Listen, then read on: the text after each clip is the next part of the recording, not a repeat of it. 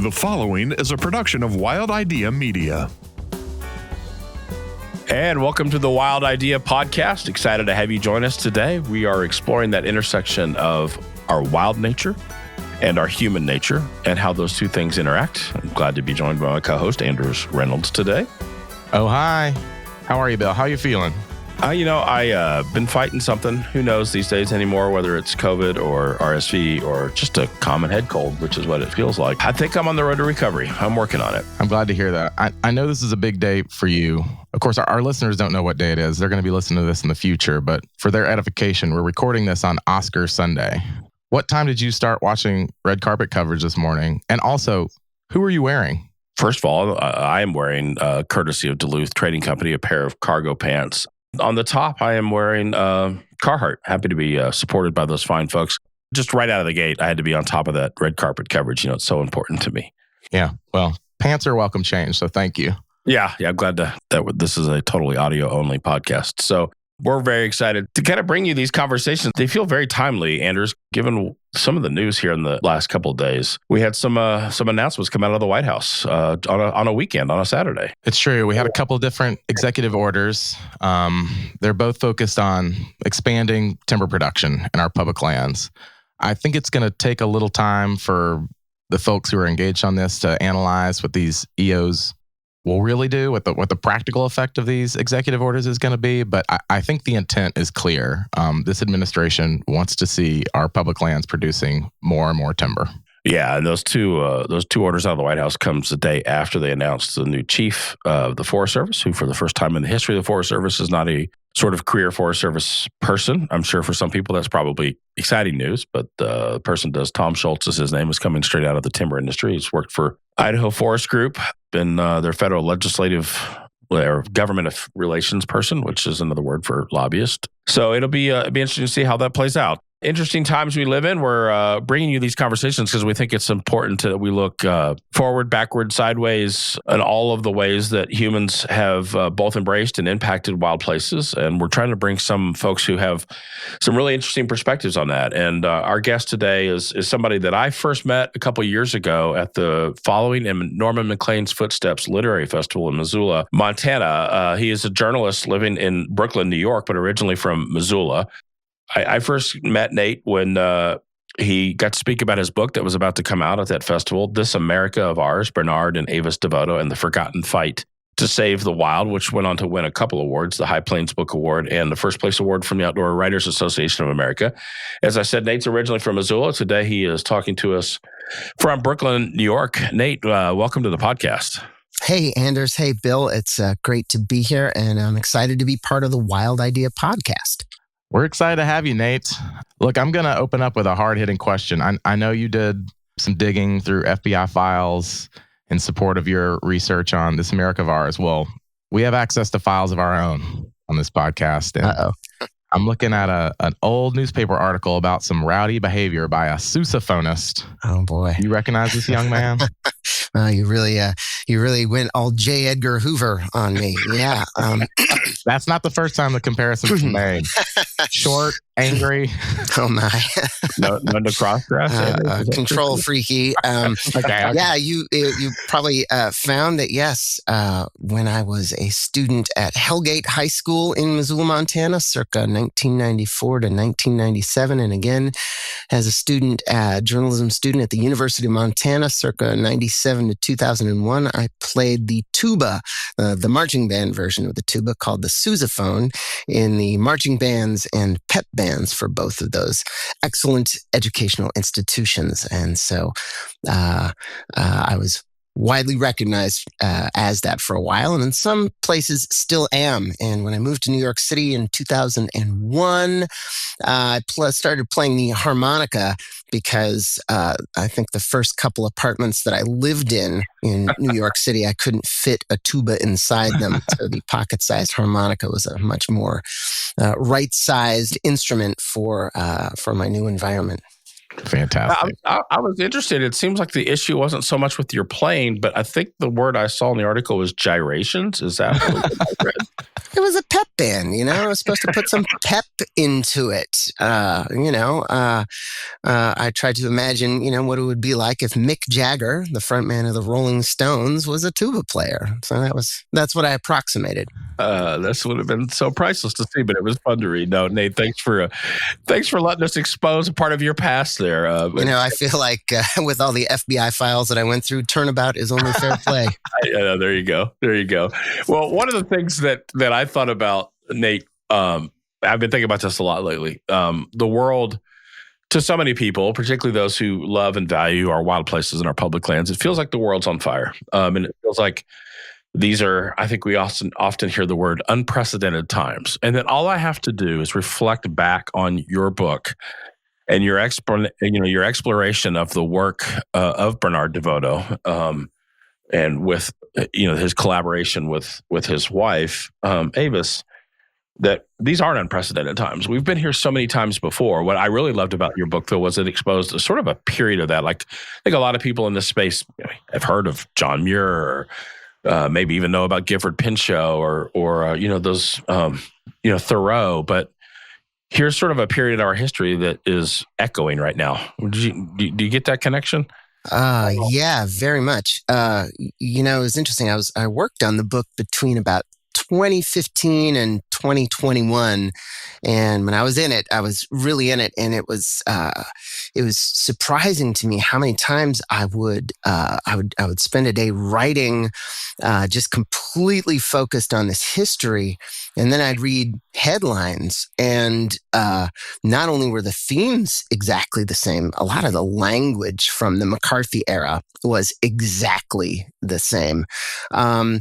So, it's been repeated a lot. It's been attributed to Mark Twain, probably apocryphally, but the saying is that history doesn't repeat, but it does rhyme. So I think, now we're going through a bit of history that has a lot of rhyming with things that have happened in our history. And Nate, how did you first hear about that rhyme? How did you first hear about Bernard and Avis DeVoto? I consider myself pretty well versed on public lands history. I'm familiar with the Muirs and the Muries and the Marshalls, but until I read your book, I didn't know anything about the DeVotos. How did you come across them? I'm gratified to hear that, because that's something that I'm really proud of, that I was able to bring the story of Bernard and Avis DeVoto to a larger audience, and sort of remind people about what they did. Story is, pretty simply, I was born and raised in Missoula, Montana, and I loved it. And when I moved to New York City in 2001, because I wanted to pursue, freelance journalism, I was super homesick. To sort of just deal with my homesickness, I started doing the thing that I should have done when I was in school, which was reading about the West and reading about Western history. When you grow up in Missoula, Montana, I was fortunate to have a lot of amazing teachers, but it seems like every year in elementary school, you do a class section on Lewis and Clark. And by the time you're like in your early teens, you're like, enough of Lewis and Clark. I'm sick of them. But when I got to New York and I started reading Western history and reading about Lewis and Clark, it hit me in a whole new way, and it made the world make sense in a whole new way. Even things that I was seeing in New York City, Astor Place near the East Village, a place that I would have loved to have lived, but could not afford to have lived back in 2001 when I moved here. That wealth that the Astors made, that was all furs plundered from the West. That wasn't made from New York City. So it began, it just helped me to start to see the nation, the West, the East, in a whole new interconnected way. This is a long ramble, but my reading about the West eventually led me to Bernard DeVoto. And I just never read anything like that ever before, that just made things that I had experienced growing up in the West make sense. He was able to express things that I felt growing up in the West, but couldn't express.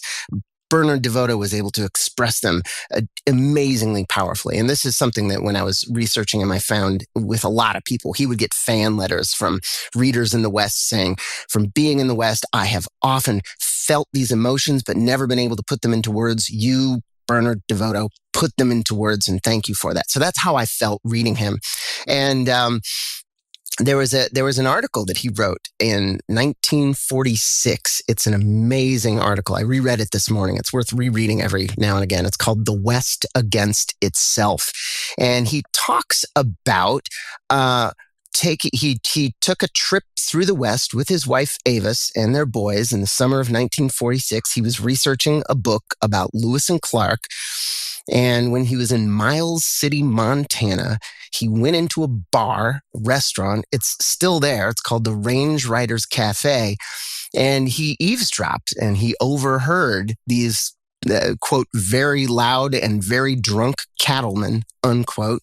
He overheard these cowboys talking about a huge plot to sell off America's public lands, especially at that point, BLM lands and Forest Service lands and national monuments and national parks. And so this great caper ensued where he had to uncover the plot and expose this plot.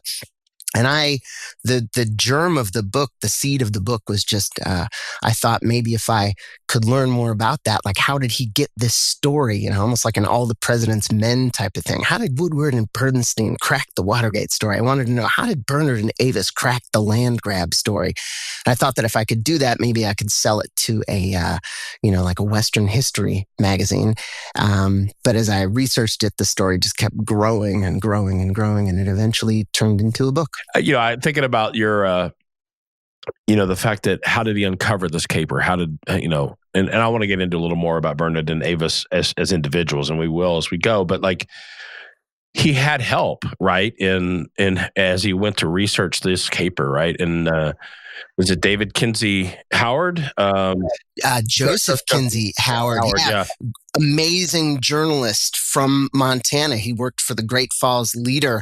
And I'm actually really excited. There's going to be I don't know when it's going to come out, but it is forthcoming, I understand, a new Montana anthology.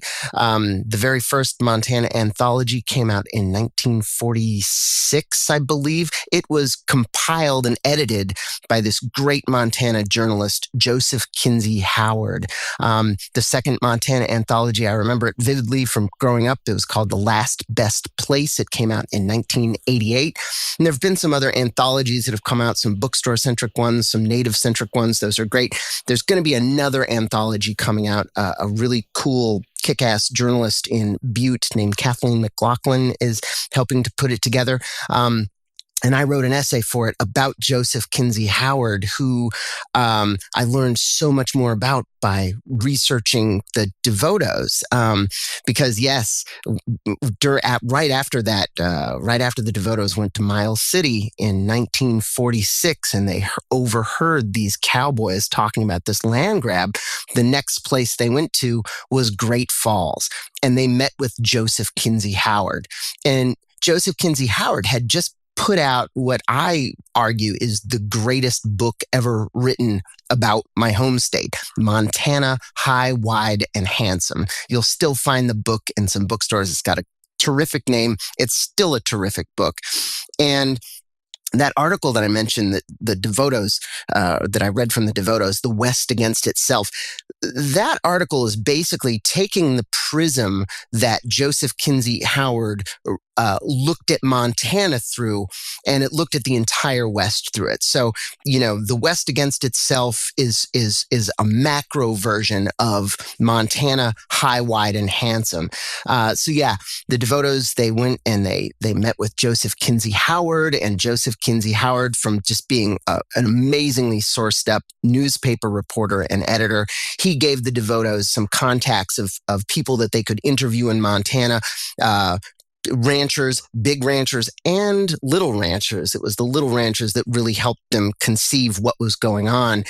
He put them in touch with sources as the Devotos continued on throughout the West that summer of 1946, trying to put together this land grab plot that they heard being talked about. They met with Ansel Adams in Yosemite, the great landscape photographer. They asked him what he knew. And they met with another mutual friend, a novelist whose career Bernard DeVoto had helped launch by writing rave reviews of his work, Wallace Stegner. And they met with Forest Service officials, and they got their big break meeting with a particular Forest Service official in Bernard DeVoto's hometown of Ogden, Utah. The guy's name was Chet Olson. And through the 1930s, Chet Olson had led hundreds and hundreds of civilian conservation corps workers, CCC workers, who had been replanting grass and replanting trees in the Wasatch Mountains to stop deadly floods from coming out of those mountains. So that's how they were ultimately able to get their big scoop that turned into that, famous article, The West Against Itself. So yeah, the DeVotos had lots of help. That summer of 1946, they would continue to have great help the rest of their lives. And one of the characters that I write about in the book was Avis's best friend from 1952 until the end of her life, the soon-to-be future celebrity chef, Julia Child, who came into the DeVotos' lives because she sent a fan letter to Bernard DeVoto. So they had a wonderful community. They always had lots of help, and they had just, amazing lives. It's just amazing reading your book because, if you have even sort of like a passing interest in public lands protection history, you keep seeing these names, over and over and over. You're drawing these constellation between them and the DeVotos. But you also see people like Julia Child who you don't expect to pop up. It's really amazing. I want to, before we leave the topic of journalism, I wanted to ask you, Bill mentioned how you were covering a time in American history that kind of rhymes with maybe the period we're going through today. And in some way, I sort of found that reassuring. I find the book's long view reassuring. But one paradox I kind of noticed was this sort of paradox of powerful journalism. Like, DeVoto was given a platform by Harper's, correct? Harper's Magazine, yeah. He wrote by Harper's Magazine. But then today I wonder, like, is someone doing that? I could point to examples of other media entities in the modern, landscape who I think are responsible for like melting people's brains, and like the difference between what Harper's was able to accomplish and what maybe like some others are nefariously trying to accomplish today seems really paradoxical to me. And I is there any way to sort of escape that double-edged sword of journalism, do you think? Yeah, that's the story of just media fracturing. If you cared about public lands in the 1940s and the 1950s, there was one person that you could go to, one person you could trust, one person who was always going to be on top of it, and that was Bernard DeVoto. If you read Bernard DeVoto in Harper's Magazine in the 1940s and the 1950s, you would be on top of everything happening with America's public lands. Again, now we're in a vastly, vastly different media age where, those singular sources have fractured, and now there are multiple sources, and a lot of them are, not, shall we say, being as straight as Bernard DeVoto was in the 1940s and the 1950s. But there's, I've been asked this question before, and I wish I had a better answer. I wish I could say, oh, the new Bernard DeVoto is so-and-so. And sadly, that's not the case. But there are so many great journalists out there who are doing incredible public lands and environmental journalism. Anything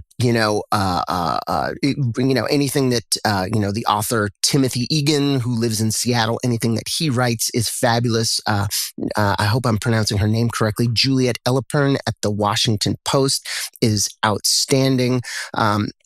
High Country News continues to do kick-ass stuff. Yale E360 does kick-ass stuff. So unfortunately, now instead of having a single place that you can go to get the straight news a la Bernard DeVoto, there's now an array of sources that you need to seek out. But journalists continue to do excellent work. The information is still out there. The challenge as ever is just kind of cutting through the flack and the noise that's out there. But that was there in Bernard DeVoto's day too. There was a ton of propaganda back then as well. So that dynamic, it wasn't like the dynamic of propaganda was absent in the 1940s and the 1950s. It was virulent even then, just as it's virulent today. It's just, again, there's a lot more fracturing now, so people have to be more deliberate about the sources they go to get the truth. And yet, I think the other contrast is today, though, we have more opportunities for just the public themselves to have their voice heard about it, right? Just yesterday, we talked about these executive orders that came out on timber, but also yesterday there were thousands of Americans that took to the streets around their national parks and their national forests to have their voice heard. There are things like, let's say, podcasting as an example, where we can get these stories out. So there's more opportunities to get the stories out, but you're in a much more diluted pool, and sort of breaking through and capturing the mass of the public in the way that Bernard could do in his day is a little bit of a challenge, right? Yeah, I'd say so. It's the challenge of the democratization of news and of speech and of the internet and social media. So it's where we are. But again, there are some really luminous voices out there, and look to Hal Herring at his fabulous podcast and anything he writes. Hopefully the Wild Idea can be part of this. Ed Roberson with his great Mountain and Prairie podcast. Those are the, look to anything that Betsy Gaines Quammen writes. These are people, these are, sources that I seek out and look to for direction of where to be getting, the good information, backcountry hunters and anglers, places like that. Nate, tell us a little bit more about the antagonists in the DeVoto story. I know there's probably more than a few to choose from. There's McCarran and McCarthy and the FBI itself, but I wonder if you could share a little bit more about that. Yeah, I've been thinking a lot about the main antagonist of the book. He is a largely forgotten Nevada senator. His name was Patrick McCarran, and he, most people who knew the name McCarran knew it from the Las Vegas airport, which until recently was McCarran Airport. A few years ago, they took his name off of it after a lot of his works got reevaluated. And McCarran, he's really remembered as kind of a godfather of the McCarthy era. He was a role model for Wisconsin Senator Joseph McCarthy.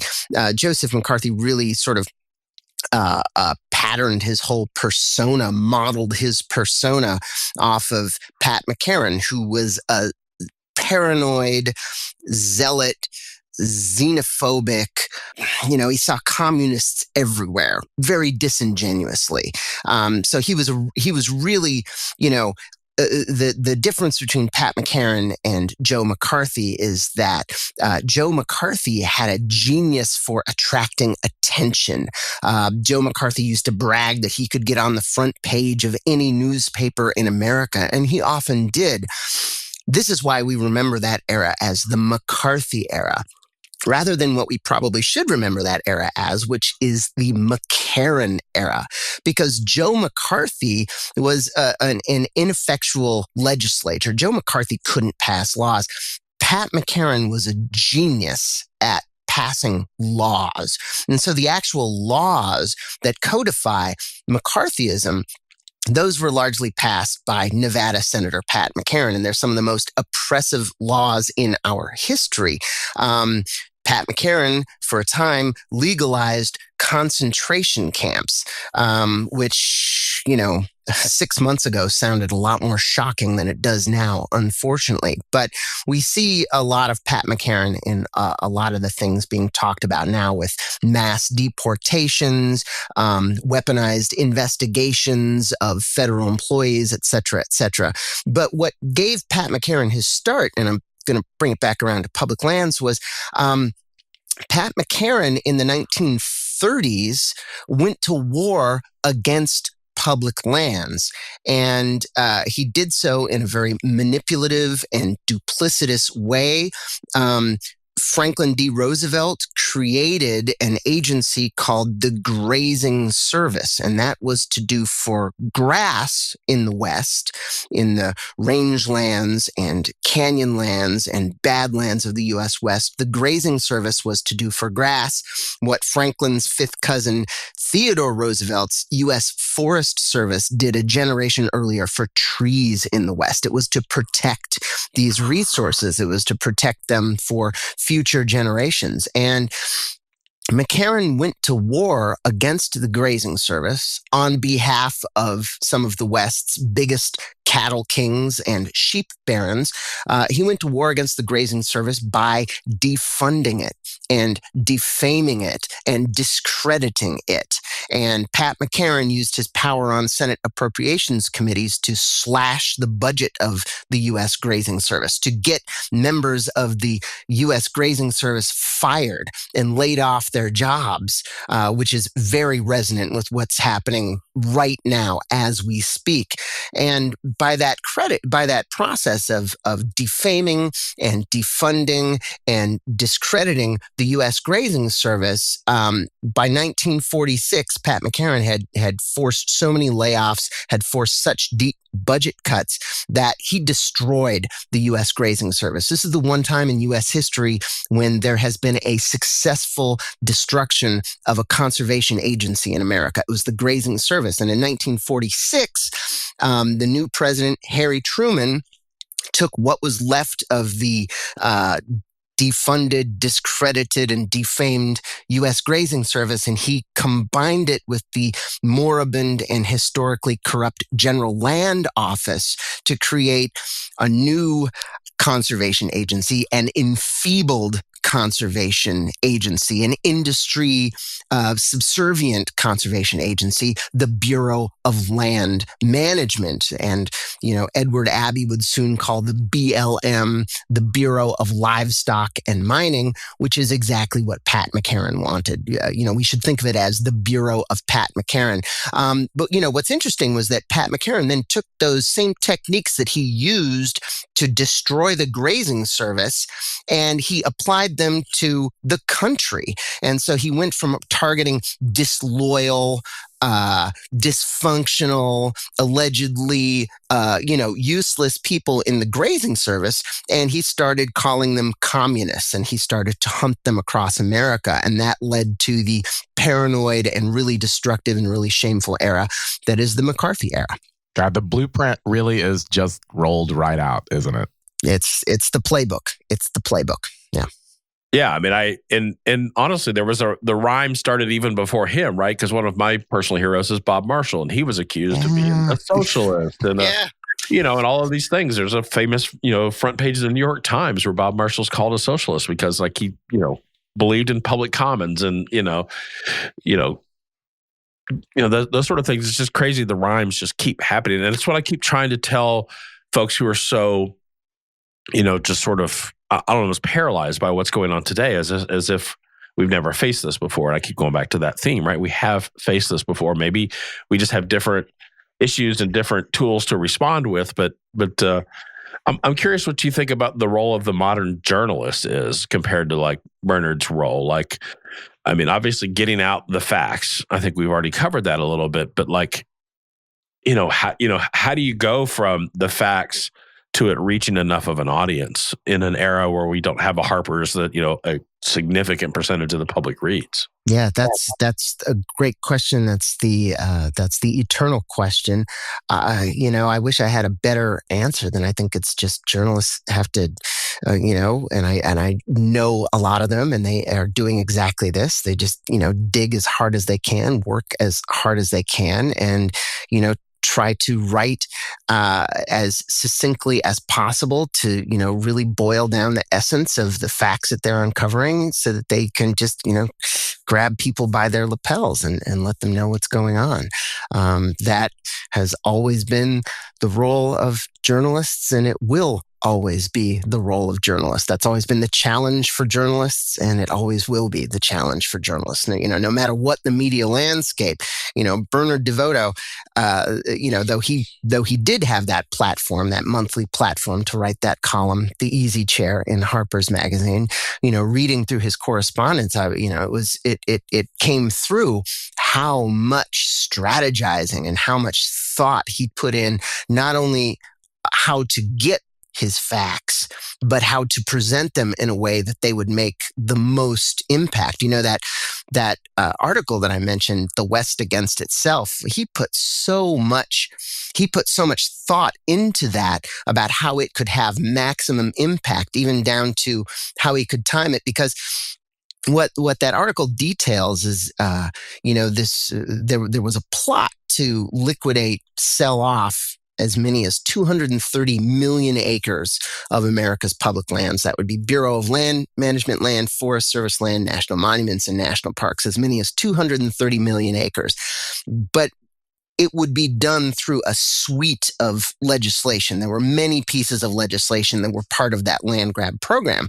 And when Bernard DeVoto had pieced it all together, when he had gathered all his facts, he had to strategize the best way to present that information and the best time to present that information. He was afraid that if he ran the article too soon, the land grab legislation, all those different pieces of legislation, they would be modified just enough so that the program was more palatable to Congress. The bulk of it would still be in place. Most of it would still be passed. He was afraid that if he wrote that article and put it out too soon, that's what would happen, that most of the land grab would still get passed. Of course, he knew that if he waited too long to run the article, all of it would get passed. So he had to time it for maximum efficacy. And he did that right. The article came out in the January 1947 issue of Harper's Magazine, which hit newsstands on early December 1946. So this was right when members of Congress had all gone home for the holiday break, right before they would go back to the news section. So this article just, hit at exactly the right time. And, he even kind of second guessed himself about how he presented it, because that article, The West Against Itself, it's a history lesson. It's a history of all the extractive industries in the West.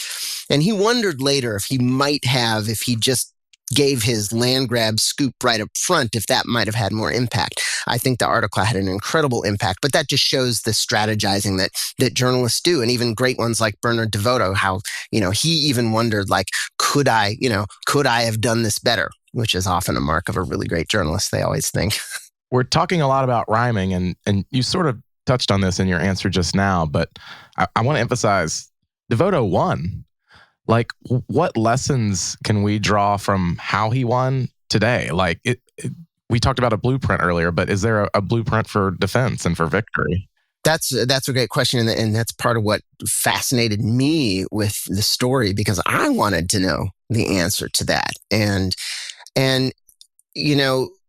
some of the things that I think I learned, unfortunately, what DeVoto did was absolutely right for his time, his place, and those circumstances. So it's not like it is a one size fits all. It's not like that process can be repeated in every circumstance, because times are going to change and circumstances are going to change. What Bernard DeVoto did was absolutely right for his time and circumstance. But,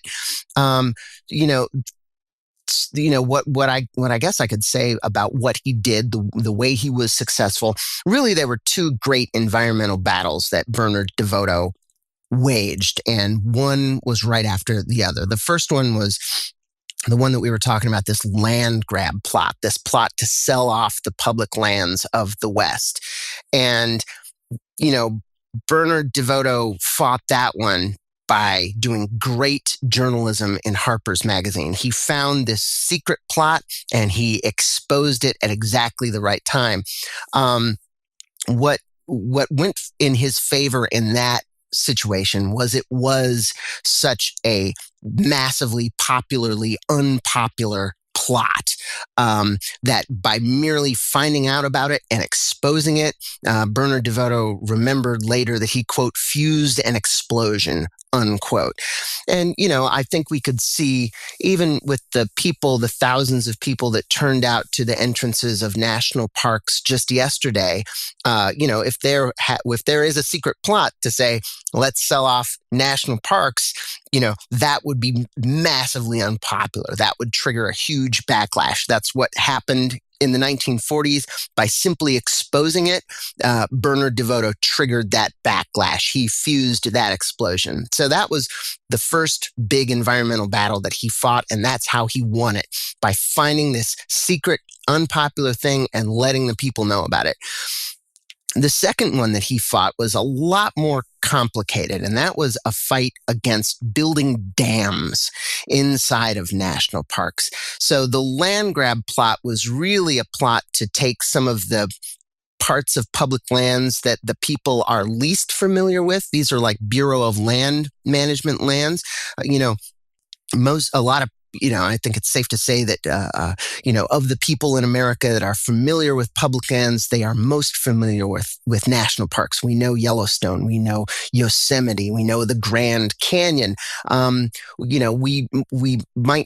The public might not be as familiar with extremely remote dirt road Bureau of Land Management grazing tracts that are just as glorious as national parks, but not as visited and not as heralded.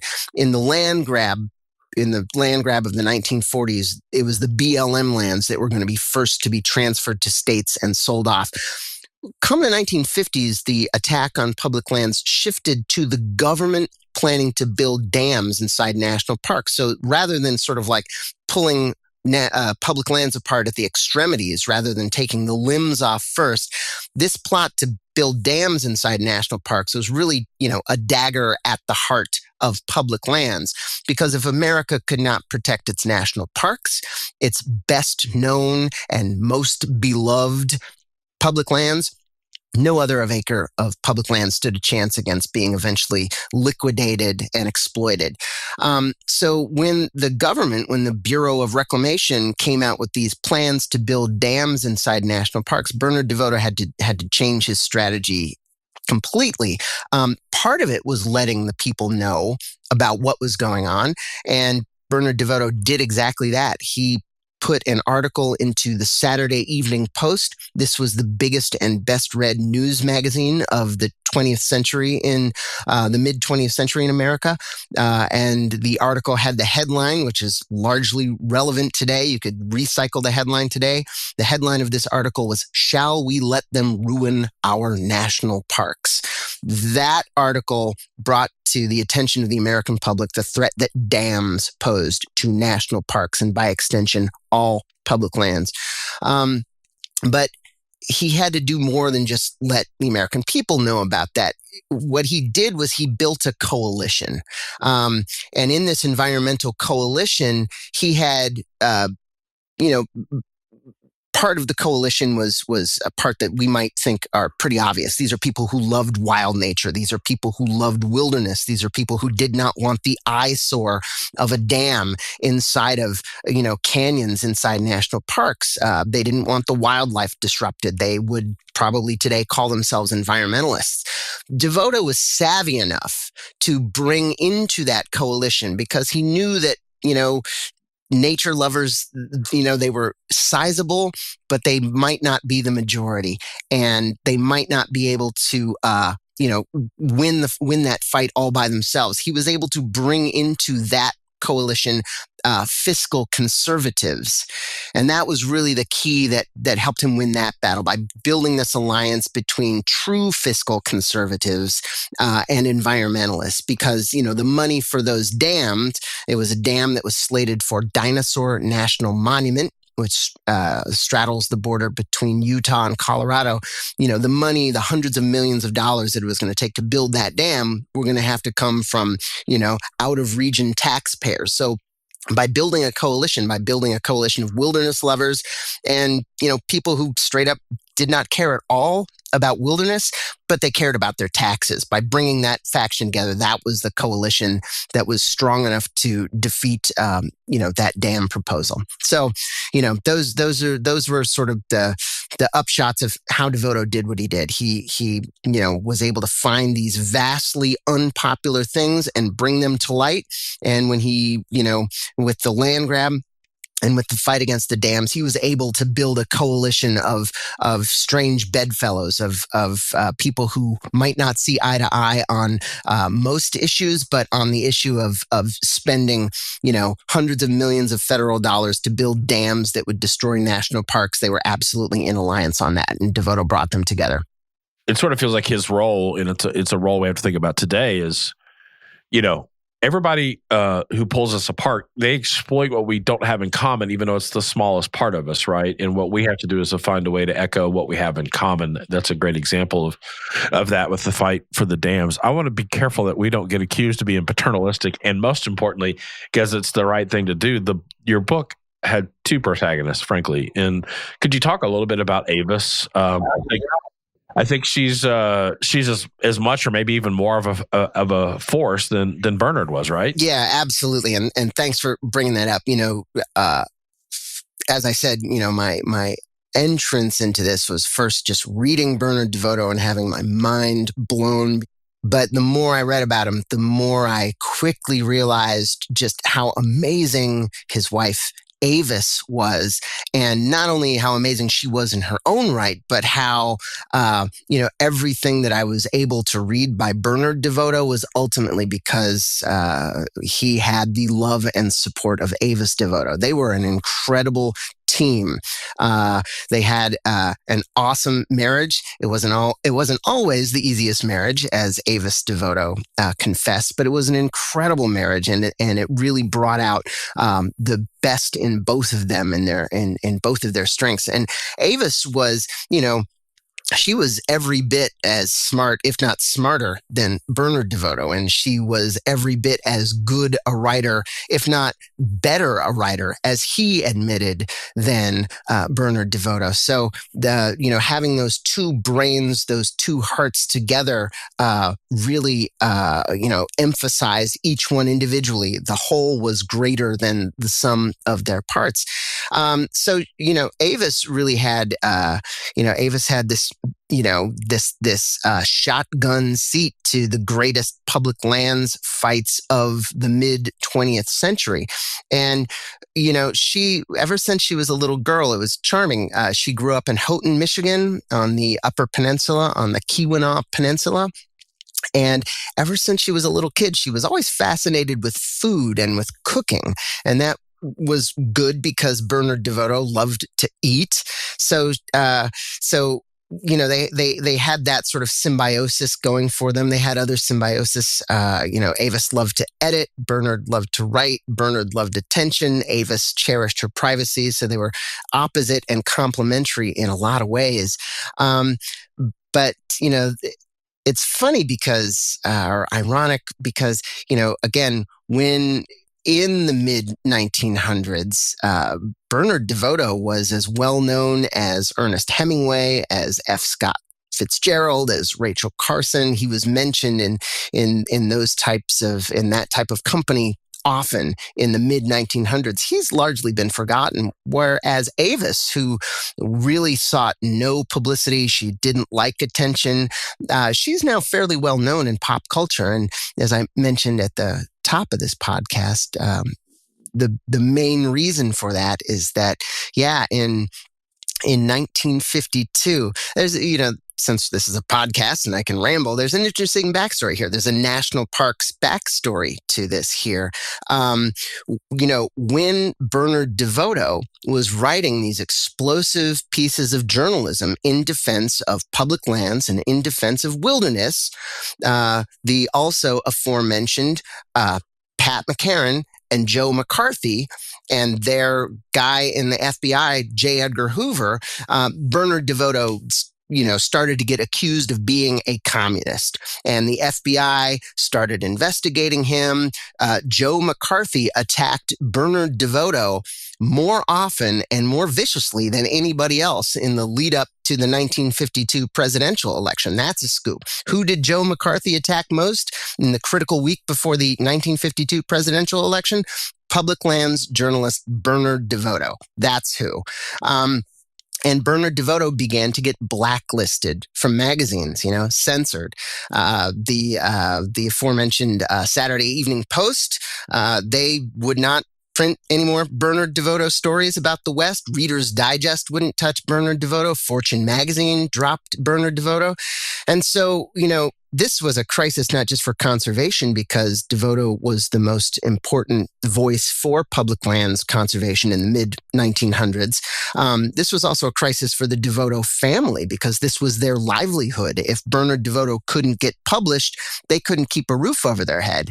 But fortunately, Bernard had Avis and Avis had Bernard, and they began collaborating more closely together than they ever had done before to try to brainstorm new and alternative story ideas that Bernard could pitch and write, sometimes under a pseudonym. He did a lot of work for Woman's Day magazine in this era, but articles that he could pitch and write, sometimes under a pseudonym, to compensate for his getting blacklisted. And so Avis suggested that he write about kitchen knives, because remember, ever since she was a little girl, Avis was fascinated with food and with cooking.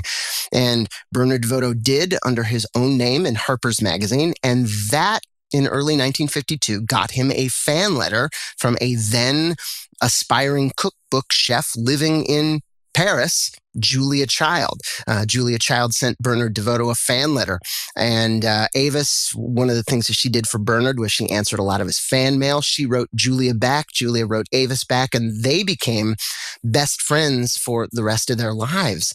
And Avis promised Julia, in those early letters, she said, my husband, Bernard, he writes books. I know people in the publishing industry. Through him, I will get you a breakout book deal. And Avis would eventually keep that promise to Julia Child. And that's why we have the books Mastering the Art of French Cooking and Mastering the Art of French Cooking Volume 2. So Avis DeVoto is well known in pop culture because of that. She's played by the actress Deborah Rush in the movie Julie and Julia, which came out, I think, 2009. Recently, there was a series on HBO Max called Julia. Avis is played by Bebe Neuwirth. So, again, in kind of an ironic reversal, Bernard DeVoto is largely forgotten these days, while Avis DeVoto is pretty prominent in pop culture. But yeah, Avis DeVoto and even Julia Child had really these shotgun seats to the great conservation fights of the mid 20th century. You read these letters to Julia Child, like she knew more than, most members of Congress about public lands in the mid 1900s. It was amazing. But ultimately that friendship, that incredible friendship between Avis DeVoto and Julia Child, it's a national parks story. It came about because Bernard DeVoto was trying to defend national parks through his journalism. He got blacklisted because of Joe McCarthy and his role model, Pat McCarran. That made him compensate, writing stories suggested by Avis, and that brought Julia Child into their lives. Wow, what a story. Rhyme after rhyme after rhyme. I mean, without Julia Childs, do we have today's, celebrity chef culture? And yeah, truly. And then the amazing, things that come out of that, including like Jose Andres and amazing work that they're doing. So, Nate, can't thank you enough for joining us. We could go on for hours. Well, I could go on for hours. Thanks, guys. Thanks for indulging me. Yeah, this is why we wanted to have you on, and I think I'm curious. What's next for you? What are you working on these days? Oh gosh, that's a mean question. I thought we were friends. I don't know. This was my first narrative nonfiction book, and like I said, I worked on it pretty obsessively between about 2015 and 2021. It took everything that I had. I left it all on the page. It was the hardest thing I ever did. It was the best thing I ever did. And what I wasn't, as a neophyte author, what I wasn't ready for, when I finished the book, I was spent. I had nothing left. And as soon as I finished it, people asked, like, okay, what's your next one? And I finally was chatting with a friend of mine who's a mother, and she put it rightly that, when a woman has a baby, nobody goes to her and says like, "Oh, that's great. When's your next one?" So anyway, I'm on the hunt. I'm reading a lot, and I'm looking. And if any of you have any brilliant ideas, there's a contact submission form on my website. There you go. What's the name of that website, Nate? Oh, it's just nateschweber.com. Vastly original. It's been so good to have you, Nate. And I appreciate all the lessons you've shared with us. And you tell this story with such clarity and passion and very little gyration. Well, this is an audio recording. Nobody can see what I'm actually doing. It's been a real joy to talk to you. Thank you so much for spending time with us. Bill, Anders, it's been such fun to talk about the Devotos and so cool to be part of Wild Ideas. I can't wait to listen to your episodes. So thank you guys very, very much. The Wild Idea is a production of Wild Idea Media and hosted by Bill Hodge and Anders Reynolds. Production and editing by Bren Russell at Podlad. Digital support by Holly Wilkaszewski at Digital Daypack. Our theme music, Spring Hill Jack, is from Railroad Earth and was composed by John Skehan. Our executive producer and ringleader is Laura Hodge. You can find The Wild Idea wherever you listen or download your favorite podcast. If you have a minute, take a minute to give us a rating, and if you really like us, we hope you'll subscribe. Learn more about us at thewildidea.com.